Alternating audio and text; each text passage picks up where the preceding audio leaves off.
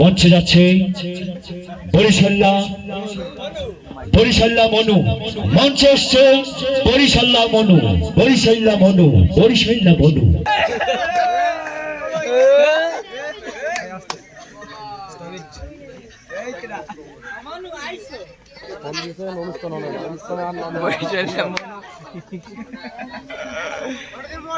আসসালামু আলাইকুম। কেদুরা কেমন আছো তোমরা? আলহামদুলিল্লাহ, আপনি কেমন আছেন? এই তো আছি রহম।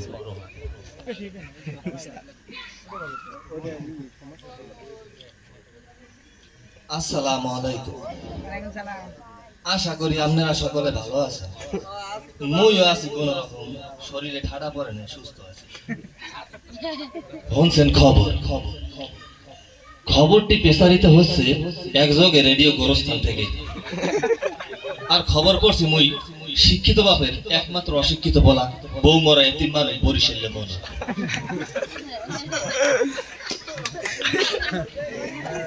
প্রথমে শুনবেন খবরের শিরোনাম।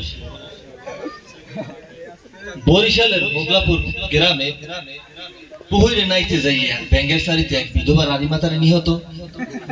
কুয়াকাটায় উন্দরের বাসর রাত চলাকালে ডিস্টার্ব করায় উন্দরের লাতিতে একটু পাড়া ছাগল আহত। পটুয়াখালীতে ডায়রিয়া আর পাতলা পায়খানার গ্রান সইতে না পারিয়া লইট্টে মাছের বউ পলাতক। জালকাড়িতে কুদ্দুসের বউয়ের খামারে পাতিহাসকে আই লাভ ইউ বলায় একটি লেডি কুত্তার বিরুদ্ধে ইফটিজিং মামলা।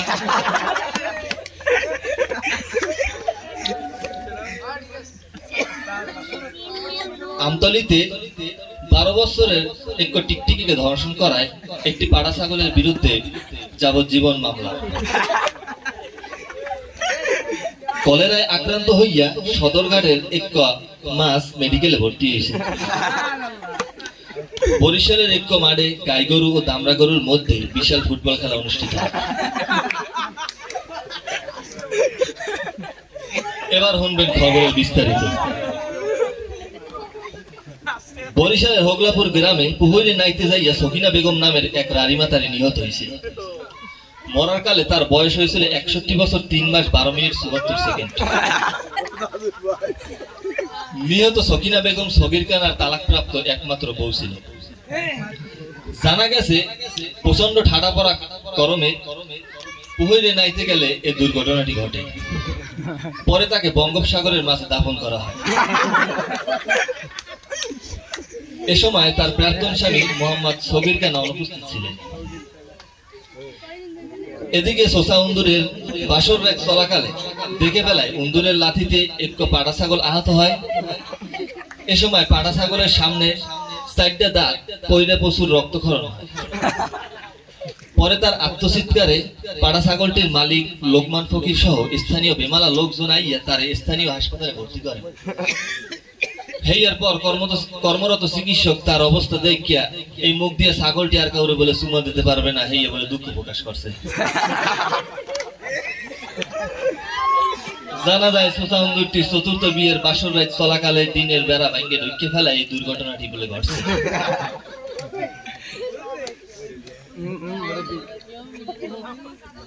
এ নিয়ে সোসা উন্দুরটি তার এই লুচ্চামি চরিত্র ফাঁস করবে বলে সংবাদ সম্মেলন করবে এরকমটা জানায় সাংবাদিকদের। এদিকে পটুয়াখালীতে কলেরা ও পাতলা পায়খানার গ্রান সইতে না পারিয়া লইট্টে মাছের বউ মোসাম্মদ হলা সিংগুর বিবি পাশের বাড়ি গোলবাসের লগে পলাইয়ে গেছে। এ সময় লইট্টে মাছের দেওয়া 2 ভরি স্বর্ণ ও পাকিজা প্রিন্টের লাল রঙের এক ব্লাউজ ও কিস্তি লেগে জমায় না 685 টাকা লইয়ে পলাইয়ে গেছে। এ নিয়ে হোলমাসের বিরুদ্ধে স্থানীয় থানায় একটি জিডি করা হয়েছে। এদিকে জালকাঠিতে কুদ্দুস মিয়ার পাতিহাসকে আই লাভ ইউ বলায় পাশের বাড়ির সোলেমানের লেডি কুত্তার বিরুদ্ধে একটি ইফটিজিং মামলা দায়ের করা হয়েছে। জানা গেছে পাশের বাড়ির পুকুর পাড় দিয়া লেডি কুত্তা হাঁটতে যাওয়ার কালে বলে পাতিহাসটি তারে চোখ মারছে। হেই এর পান্নে হেও আই লাভ ইউ কইছে, হেইতে এই ঘটনা ঘটছে।